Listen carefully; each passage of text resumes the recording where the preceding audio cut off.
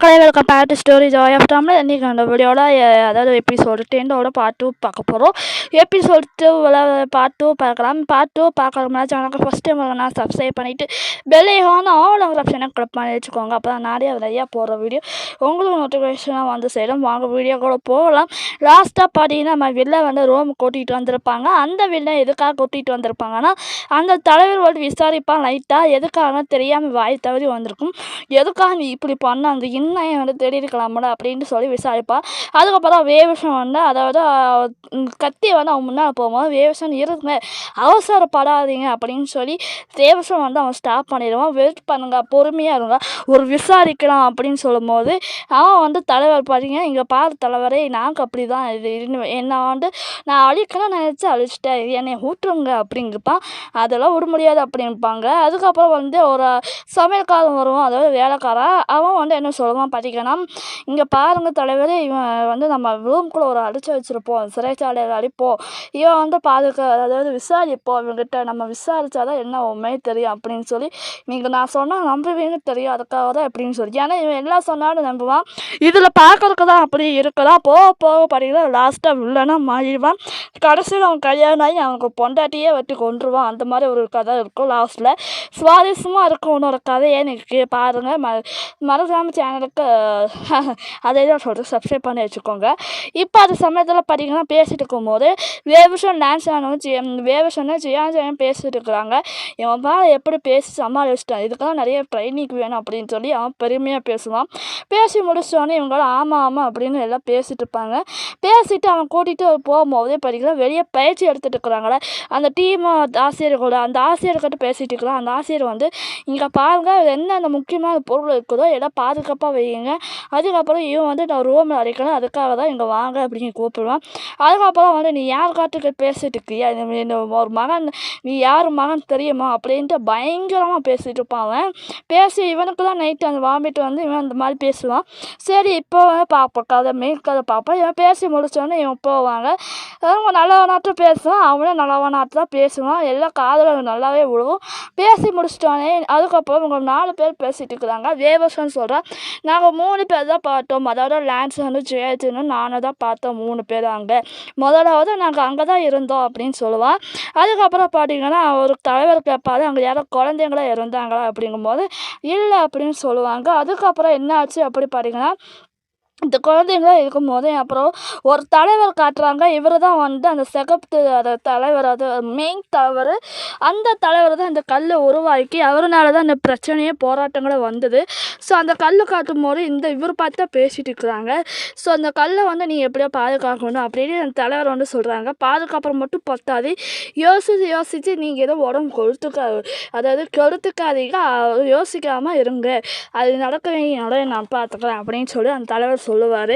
So அதுக்கப்புறம் பார்த்தீங்கன்னா இதெல்லாம் லான்சனுக்கு ஒரு தகவல் வந்திருக்கும். அதாவது இவர் லான்சன் அதாவது எனக்கு ஒரு தகவல் வந்திருக்குது தகவலுக்கு அதாவது தலைவருக்கு ஒரு தகவல் வந்திருக்கு. அந்த தலைவர் பார்த்தீங்கன்னா சொல்லுவார் நிறைய விஷயங்களை சொல்லுவார்.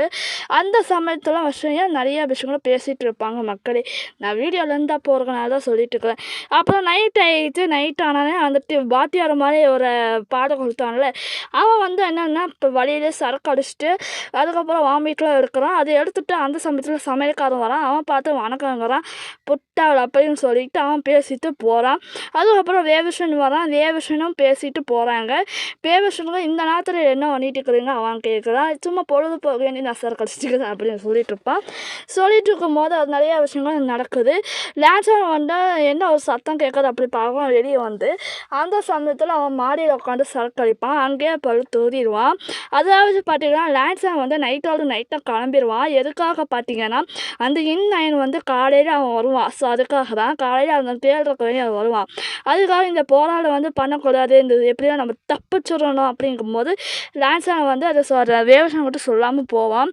அதுக்கப்புறம் வந்து சொல்லிட்டு போகிற மாதிரி தான் போவாங்க. அவன் தூங்கும்போது தான் அவன் சொல்லிகிட்டே போவான்.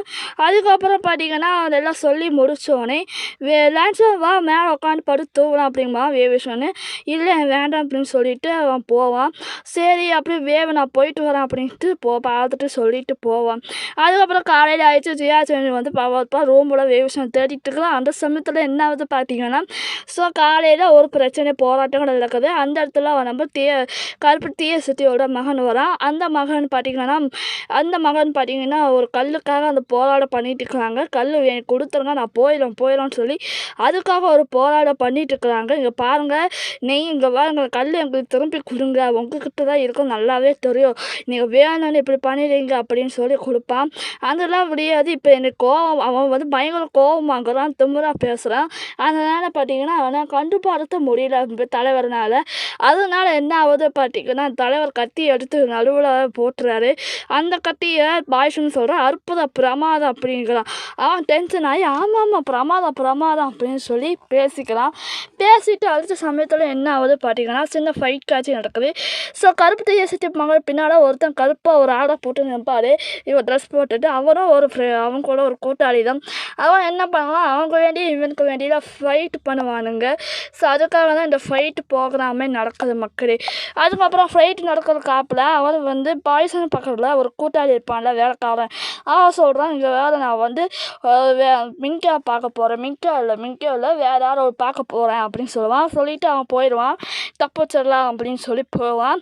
ஸோ அந்த வில்லன் பார்க்க வேண்டி போகிற கேப்பில் என்ன அவன் பண்ணிடுது, இவங்களாம் ஃபைட் நடக்கும்போது வேவிஷன்லாம் அந்த ஃபைட்டுக்குள்ளே போகிறாங்க. அந்த வேவிஷன் விஜயான்சன்லாம் ஃபைட்டுக்குள்ளே போகிறாங்க. அவங்கள பார்க்கணும் அப்படின்னு சொல்லி காப்பாற்றுக்கணும் அப்படின்னு சொல்லி போகிற கேப்பில் அந்த கருப்பாலை போகும்போது இன்னொரு ஆள் வந்து குத்திடுவான். அதை குத்துறது யார் பார்த்தீங்கன்னா இவ தான். ஸோ வேலைக்காரன் தான். அந்த வேலைக்காரன் குத்தினோடனே தலைவருக்கு சரியான டென்ஷன் ஆகி அந்த தலைவருக்கும் சேர்த்து லைட்டாக டச்அப் ஆகி இது மாதிரி குத்திடுவாங்க. அவனுக்கு லைட்டாக நடுவில் காயம் மாதிரி பட்டிருக்கும். ஸோ இந்த மாதிரி நிறைய சின்ன ஃபைட்டு காட்சிகள் நடக்குது. அதுக்கப்புறம் பார்த்தீங்கன்னா வேவிஷன் வரான். வேவிஷன் வந்து தலைவரை காப்பாற்றுறான். வேவிஷன் காப்பாற்றினா அவன் பிடிக்கிறான். ஸோ பிடிக்கும் போது என்ன ஆகும் பார்த்தீங்கன்னா இங்கே வாருங்க, எங்களுக்கு எப்படியாவது அந்த கல் எங்களுக்கு கொடுத்தா நாங்களே அப்படி சண்டை போட போகிறோம் அப்படின்னு சொல்லி பேசிகிட்டு இருக்கிறாங்க.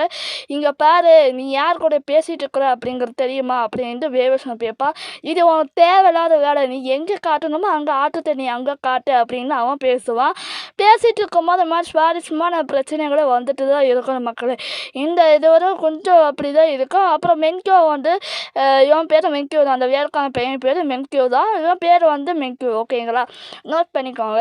இப்போ இந்த மென்கியோ வந்து என்ன பண்ணால் ரூமுக்கு கூட்டிகிட்டு வந்துடுறாங்க தலைவர்கிட்ட. அவன் தலைவர்கிட்ட நீ எதுக்கு அவனை கொண்டு முட்டாள், நீ எதுக்காக இப்படி பாதி பண்ண அப்படின்னு சொல்லும் போது தலைவர் வந்து கத்தி எடுப்பார்.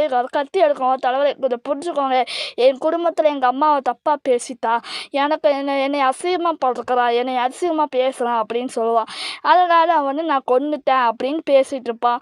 அந்த சமயத்தில் தான் வந்து இனிமேல் நான் பண்ண மாட்டேன், நான் ப்ராமிஸாக பண்ணுறேன் அப்படின்னு, இது உண்மை தான் அப்படின்ட்டு நான் ப்ராமிஸ் காட்டுறேன், நான் உண்மையாக தான் சொல்கிறேன், இதை நம்புங்க அப்படின்ட்டு ப்ராமிஸ் பண்ணி காட்டுறேன். அந்த சமயத்தில் இது நிறைய விஷயங்கள் நடக்குது. பேசி முடித்தோடனே தலைவர் பார்த்தீங்கன்னா கத்தி எடுக்கிற மாதிரி எடுப்பார். ஏன்னா அவன் வந்து என்னை கொன்றுங்க அப்படிங்கிற மாதிரி நினைப்பார். ஆனால் வந்து கொல்ல மாட்டான். ஏன்னா அவர் தலைவரோட உயிரை காப்பாற்றிருக்கிறான், அதனால் கொல்ல மாட்டான். நீ போ, என் உயிரை காப்பாற்றியிருக்க, அதனால் உன்னை தப்பிச்சு விட்ற, நீ எங்கேயோ ஒரு காணாத இடத்துக்கு போயிடு அப்படின்னு சொல்லி தலைவர் வந்து அனுப்பி வச்சுருவார். இதுதான் நடக்குது. இந்த மாதிரி நடக்க முன்னாடி இந்த தலைவர் காட்டும் போது தான் முடிக்குது. அப்புறம் அவன் போயிடுவான். தலைவரே என்னை இப்படிங்க உங்களுக்கு என்ன தான் நான் பாவம் செய்தேன், என்ன தான் செய்ய போகிறேன்னு தெரியல அப்படின்னு சொல்லும்போது இதோட இந்த எபிசோடு முடியுதுன்னு மக்களே. இது ஃபுல்லாக இருக்கிறதுனால தான் நான் பார்ட் 1, பார்ட் 2, பார்ட் 3, பார்ட் 4 போடுறேன். ஸோ அதனால் பார்த்தீங்கன்னா அது அப்படி தான் இருக்கும். கொஞ்சம் அட்ஜஸ்ட் பண்ணிக்கோங்க, இடையில மியூசிக் வந்துடுச்சு. ஓகே, நெக்ஸ்ட் வீடியோ பார்க்கலாம். மறக்காம சேனலுக்கு சப்ஸ்கிரைப் பண்ணால் பண்ணிக்கோங்க, பெல்லைக்கான உங்கள் ஆப்ஷன் படிச்சுக்கோங்க. ஸோ மறக்காமல் நான் சேனலுக்கு ஃபுல்லாக பாருங்கள், லைக் பண்ணுங்கள், ஷேர் பண்ணி கமெண்ட் பண்ணுங்கள். நெக்ஸ்ட் வீடியோ பார்க்கலாம். So bye guys.